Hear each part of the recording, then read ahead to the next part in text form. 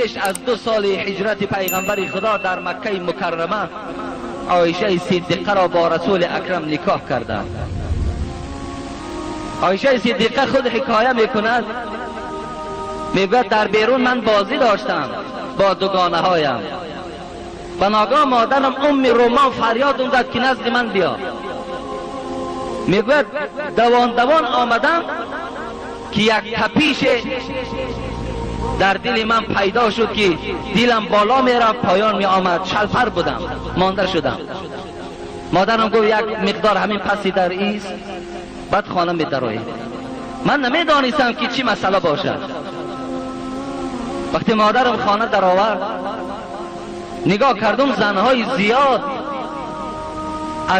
در مدینه جمع شدند و مرا پیش اونها گذاشتند و این زنهای مدینه برای من گفتند خیر و برکات به جان تو باد که تو امروز در نکاحی بهترین بنده خدا محمد صلی الله علیه و سلم داخل بشوی.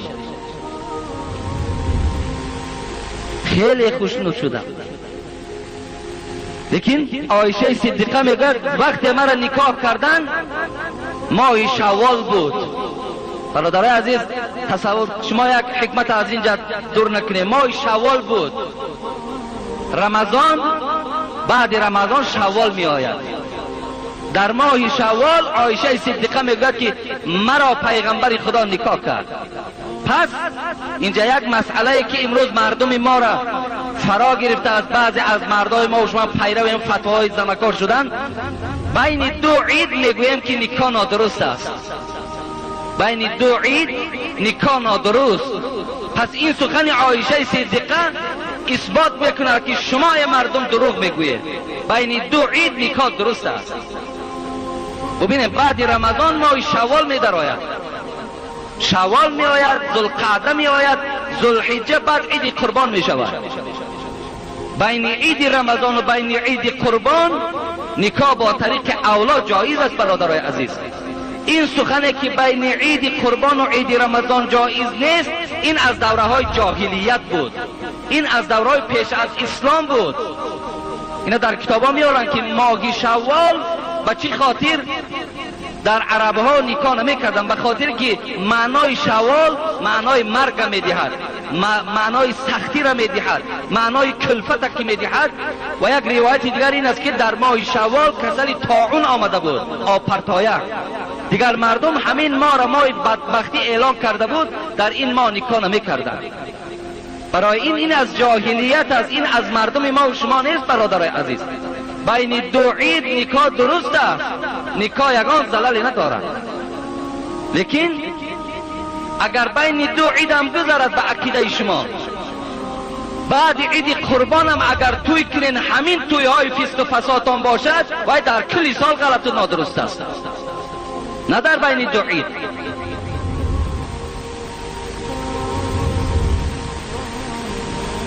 پس حضرت عایشه صدیقه را یا حکمت از اینجا من دور نکنم، همین بود که در ماه شوال نکاح او صورت گرفت. پس بین 2 عید نکاح درست است. این فتوا است، من برای همه شما خبر میدهم.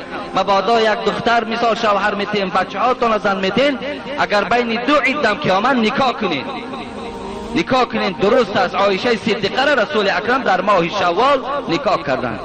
دویم حکمت چیست اینجا؟ وقتی عایشه صدیقه میگوید مرا پیش زنهای مدینه آوردن، در همون خانه که گویم عایشه خودشان زندگی میکردن، توده زنها نشسته بودند و مرا پیش از آنه که به پیغمبر خدا تسلیم کنند سر و روی مرا شستند، مویهای مرا روغن کردند، بر من خوشبویی مالیدند. بعد حبیب خدا بعد چاشت، بعد گویم آفتاب برآمدن آمده دستی مرا گرفت و به خانهش برد. اینجا چه حکمت است؟ این مستحب بود است که عروس ها را پیش از خانه شوهر رفتن زنها آنها را آرا و تارا دهند. این مستحب است که آنها را شانه زنند، لباس های خوب پوشانند، خوشبویی کنند، بعد به خانه شوهر برند. این ثواب است، این درست است. لیکن دادرای عزیز من مسئولیت دارم و خدا قسم. من میدانم شاید بعضی برادرها را نمیخواهند، شنیدن نمیخواهند، لیکن این قدر میگوییم که ما مسلمان هستیم، ما مسلمان هستیم. ما حقوق نداریم که دختری ما را یک مرد بیگانه آمده از پریگمخر آورده و او را آرا و تارا دهد. این گناه است وقتی که یک مرد بیگانه دست او در سر و زلف دختر من میرسد. این خیلی بیغیرتی و خیلی بیناموسی من نشان میدهد. این متاسفانه در مردم وجود دارد. دخترها را آرا و تارا دهید، مویهای سرشان را نبرید. بسیار خوب میشود که اونها را با عقل آرا و تارا دهید، اونها را با کیبانوگی آرا و تارا دهید، بعد به خانه شوهرهاشون برید. زنهای مدینه عایشه میگوید مرا بسیار نصیحت کردند پیش از آنی که خانه شوهر روم، لیکن امروز زنها را نصیحت نمیکنند.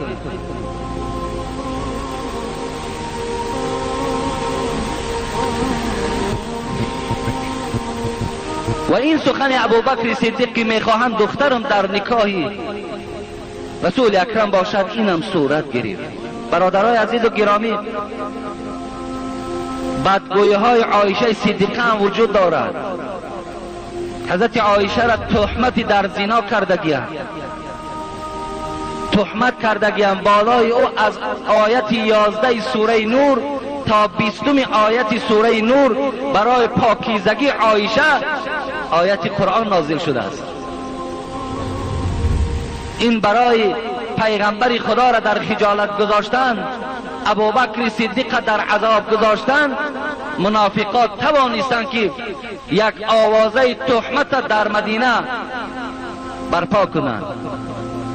این چگونه صورت گرفت؟ پیش از آنه که صورت گرفتن این تهمت من برای شما گویم، فراموش نکنید که اولین محبتی که در اسلام رخ دادگی است، این محبت رسول اکرم به عایشه است. اولین محبتی در اسلام است. رسول اکرم خود در روایت های صحیح بخاری میگذارد محبوب ترین زن به سوی من این حضرت عایشه است. محبوب ترین زن عایشه را بسیار بسیار دوست می داشتند. حتی گفتند فضل عایشه علی النساء کفضل ثرید علی سایر الطعام. فضیلت عایشه گفتند بالای دیگر زنهایی که در نکاح دارم، بالای اونها مثل آبگوشت بالای دیگر طعام هاست. ببین در ما و شما طعامی که گوشت داشته باشد از طعام هایی که گوشت ندارد، فضیلت و بزرگی این طعام بلندتر است. رسول اکرم گفتند عایشه در بین طعام ها انمون طعامی گوشتدار هست، گفت نسبت دیگر زنهایی که من دارم. حتی که بار رسول اکرم اینم در صحیح بخاری میگذارد با عایشه صدیقه نشسته بودند که جبرائیل پایان شد. و حضرت جبرائیل چی گفتند؟ گفتند ای محمد به عایشه سلام مرا برسان. جبرائیل به عایشه سلام میفرستد. رسول اکرم چی گفتند؟ یا عایشه یقرأ علیک السلام. جبرائیل به تو سلام میگوید. حضرت عایشه چی گفتند؟ و علیه السلام و رحمت الله و برکاته ترا ما لا ارا. بر جبرائیل بگو که علیه السلام و رحمت الله و برکاته، ای حبیب خدا آن چیزی را که تو میبینی من نمیبینم. مثلا جبرائیل تو دیده ایستاده من نمیبینم، لیکن سلام مرا به جبرائیل رسان. بسیار فضیلت ها در بین زنها داشت.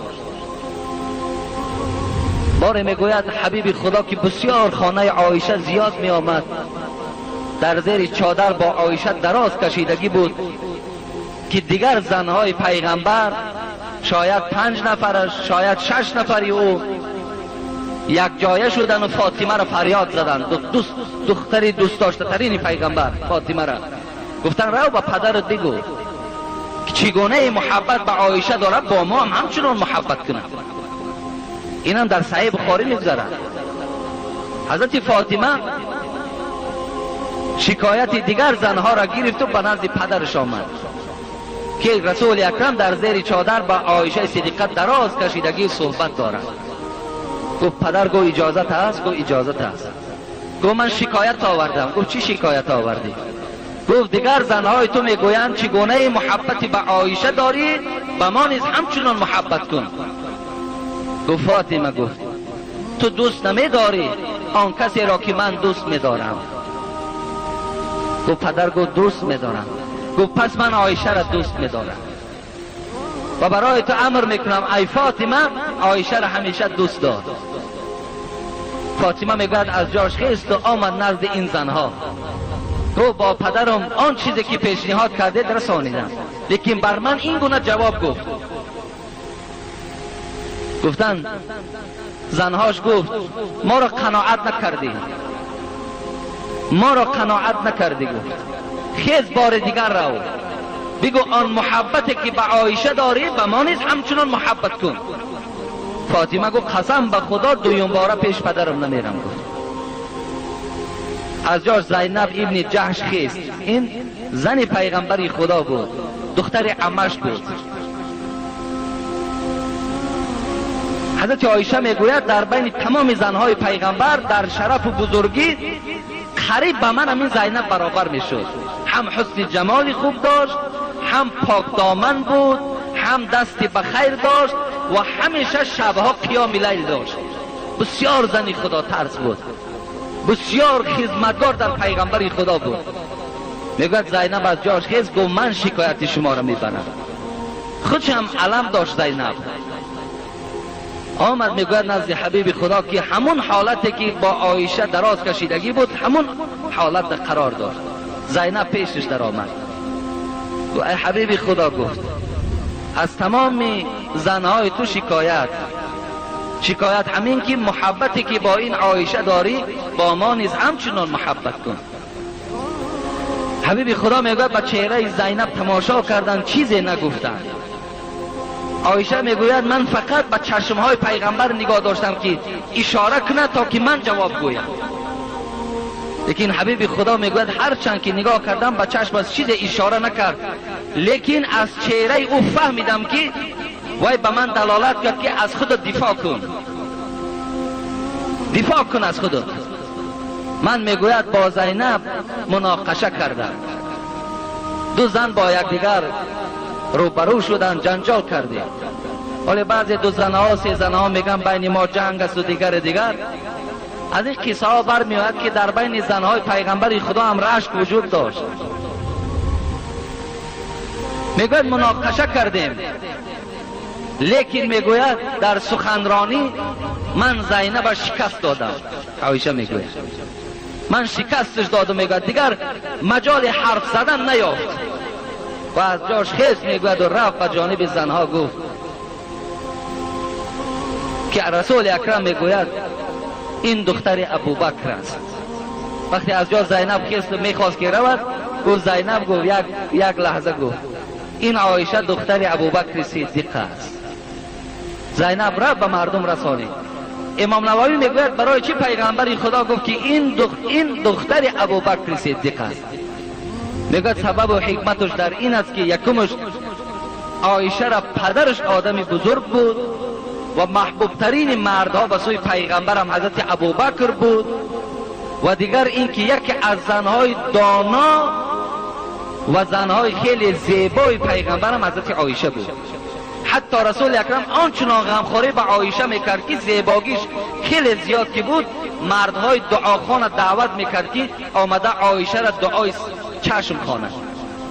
بالای عایشه دعاخانی ها میکردن که وای خدا از چشم حاسدان، از چشم چشمگران نجات دهد. از این قصه هم حکمت برمی آید که چشم فقط به دعا آدم رد میکند، به خار و به نعل و به موره چشمی و به اینا چشم دور نمی شود. به دعا خواندن چشم از بالا دور می شود. خلاص بیا گوش میکنیم خود حضرت عایشه این تهمت چگونه بیان میکند، خودی وای حکایه میکند، در صحیح بخاری قصهش میگذارد. غزوه بنی مستلق بود میگوید و رسول اکرم وقتی که به غزوه میرفت، به جهاد میرفت، قرعه میپرداخت، یعنی در دستش یک چیزی را پنهان میکرد، کدام زنی که میافت همون زن همراه او در سفر میرفت. در همین غزوه بنی مستلیق عایشه صدیقه میگوید همون قرعه را من یافتم و مرا همراه خود در این غزوه همسفر کرد.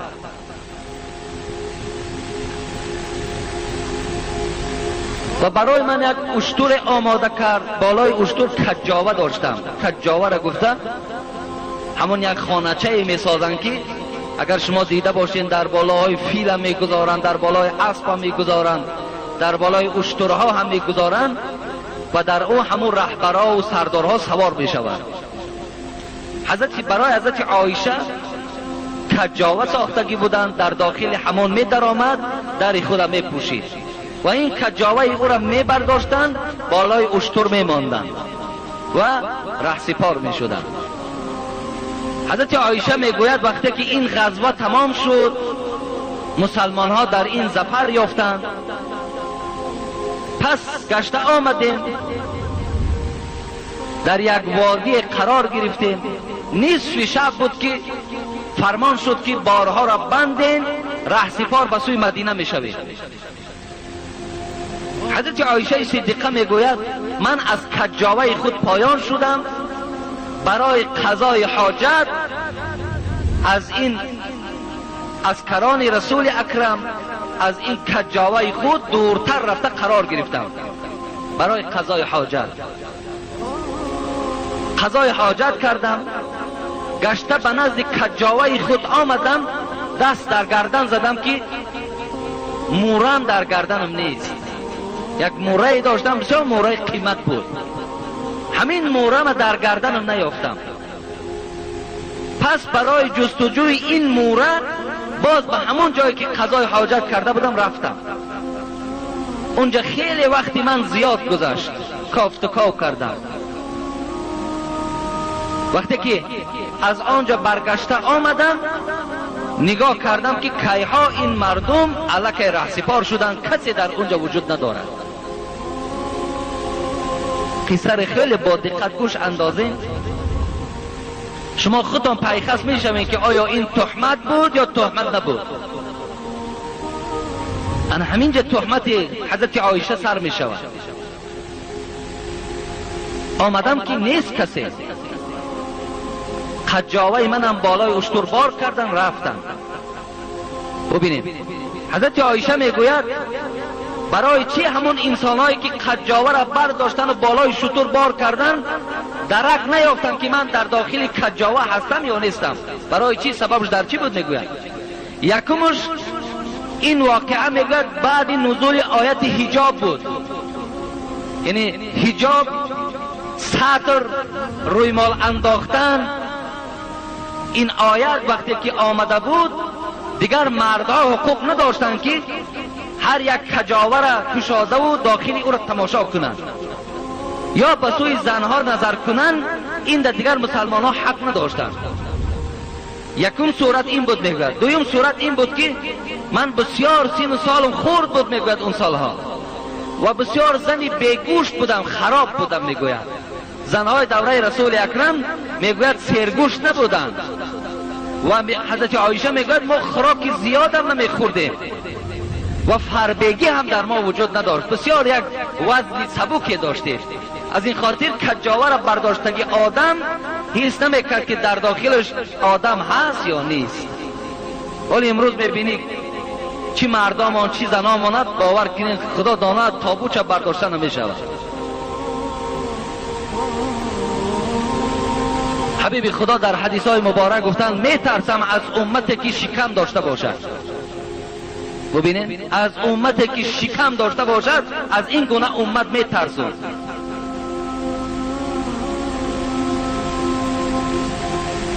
مقصد شکم از راحت پیدا می شود. شکم بسیاری وقت از بیکاری پیدا می شود، از تربیه زیاد پیدا می شود، از تنبلی پیدا می شود.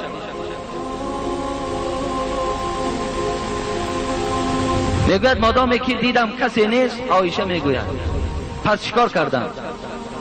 پس در همون جایی که خوابیده بودم چادر ما بالای سرم کشیدم و در همونجا نشستم و گمانم همین بود که مادامی که رفتن در کجایی که رسیدن داخل کجاوه را میکشاین میبینن که نباشم باز به همین جا گشته میآیم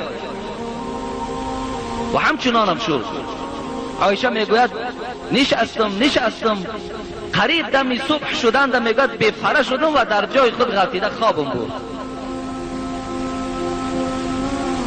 این زمان میگوید قاعده همین بود که از پس عسکرهای رسول اکرم یک آدم راه در جستجو کرده می آمد که اگر چیزی از مسلمان ها غلطیده باشد و یا می برداشت آورده در دست صاحبش تسلیم میکرد.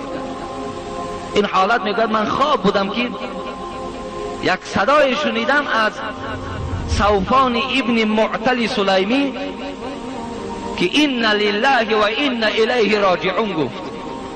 همون آدمی که از پس می آمد و هر چیز قفا مانده را می برداشت همراه خود می برد، راست من آمد می گوید و همین کلمه را گفت این لله و این الیه راجعون.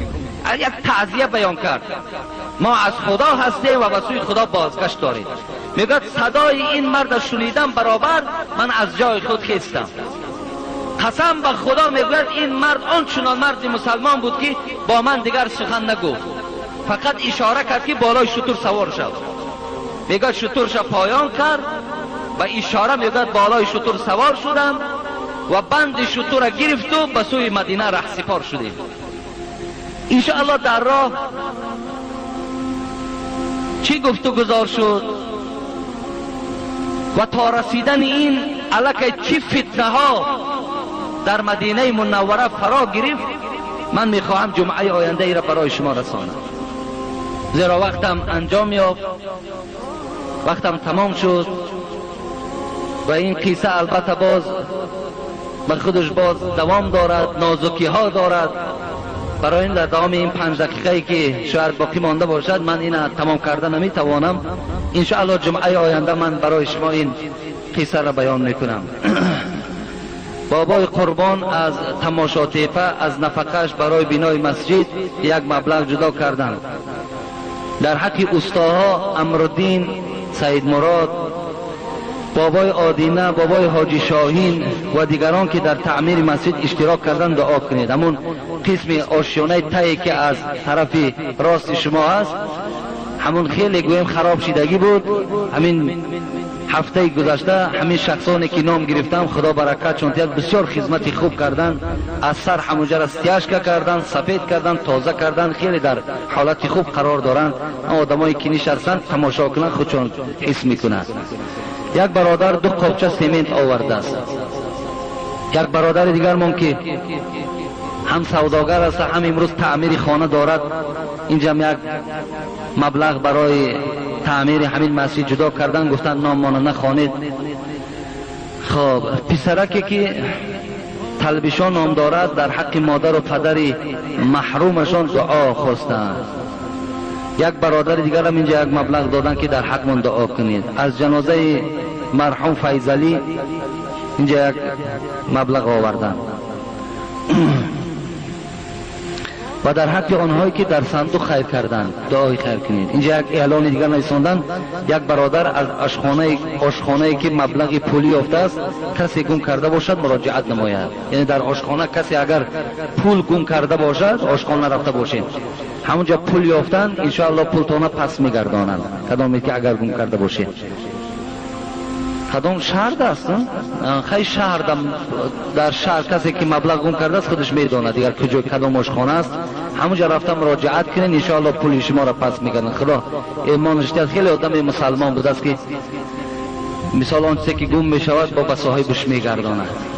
و برادرای عزیز برای همین پوشانیدن مسجد اگر کدام شما در کجای اگر سال فرما درک دارین از آهن عبارت است، مثال یا با مبلغای ارزان میفروشین یا که مثال میارین، اختیار با شما هست برای ما خبر دهین. خب یا کدام شما اگر از آهن مثال شرایط تأمینات آهن دارین، همون اوکلاکای مثال 40 است، 50 است، 60 است، خب چیزی که باشه برای پوشانیدن همین اگر کمک کنین ان شاء الله خیر می شود. انشاءالله خداوند این تمام میکند. از برادرای امروز روز به روز آمده کمک کرده ایستادن، لیکن به هر حال هم که باشد مبلغ کلان صرف می شود. ساختمان کارش خیلی مشکل است. البته ما آماده پوشاندن این دیگر همه طرفاش تمام کردگی هستیم. خب حتی یک برادر دیگر هم روز آمده است همینجا اعلان کرده است که همین چند تریزه که می رود من خودم تریزه ها را در دوشنبه میکنم. پس ادرسش هم گذاشته رفته است. انشاءالله ما هم با او ملاقات میکنیم. خب و آخر دعوانا عن الحمد لله رب العالمین. خدای مهربان از ثواب و اجر و پاداش این موعظه در نامه اعمال همه ما و شما کتابت بفرماید و این بندگانی که امروز خیر احسان ها کردند و هر آرزو و طلباتی که در دل دارند